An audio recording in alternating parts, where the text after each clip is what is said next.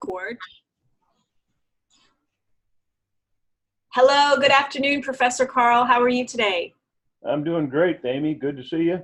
Excellent. I'm here today with Professor Carl Johansson. He is the founder of the North American Tardigrade Research Consortium. His team has discovered 22 species in 7 years of new tardigrades. They have developed full genomes for numerous tardigrade species, and now they're focused on stem cell preservation based on tardigrade processes. So thanks for talking with us, Professor Carl. Can you give me an idea of what you think about the tardigrade crash landing that recently took place? How do you think tardigrades can and will survive if they're able to on the moon, and what does that mean?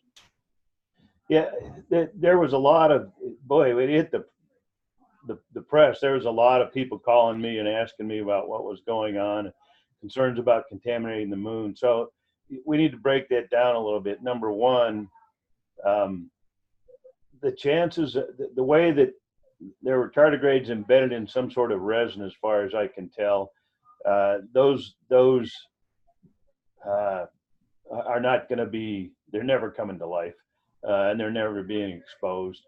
The others were apparently sprinkled on sticky tape or something that they're going to degrade, including their DNA, quite quickly. And so the chances, my understanding was that was done so that somebody somewhere down the road, some alien visitor to Earth, would see that crash, see on the moon, and they would go investigate that, and then the package there included DNA of humans and DNA of tardigrades, as well as tardigrades to be reactivated. Doesn't seem to be a well thought out plan scientifically, in my opinion. The DNA will be degraded fairly quickly, and nobody's going there. If you're coming to investigate the Earth, why would you stop at the moon if you've got from 12 light years away? You're going to keep going to the Earth.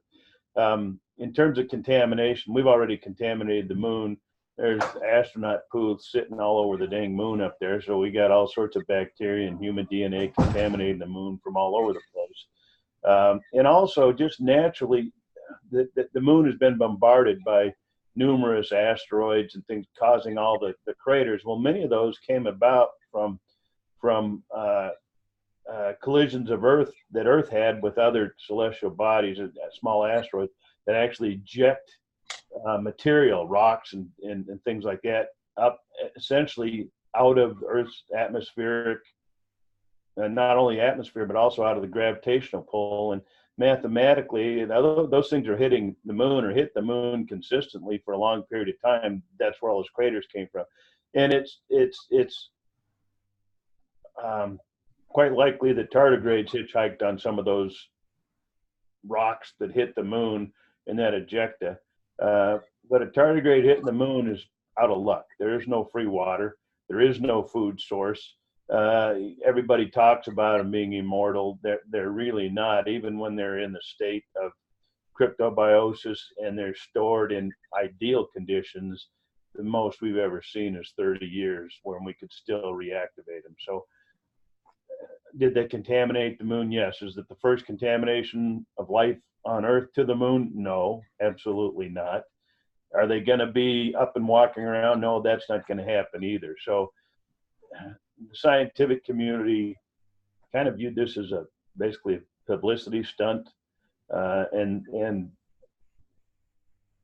the real shame about all this was that money could have been spent to do some real science, to have real value to societies and humans and healthcare and all those kinds of things. And instead, it was just a huge amount of money that was just, in my opinion, wasted on a publicity stunt. And that's lamentable in my opinion. Great. Well, thank you so much for the information, and we appreciate your opinion and feedback, and talk to you later. All right. Thanks, Amy. Okay. Bye-bye. Bye.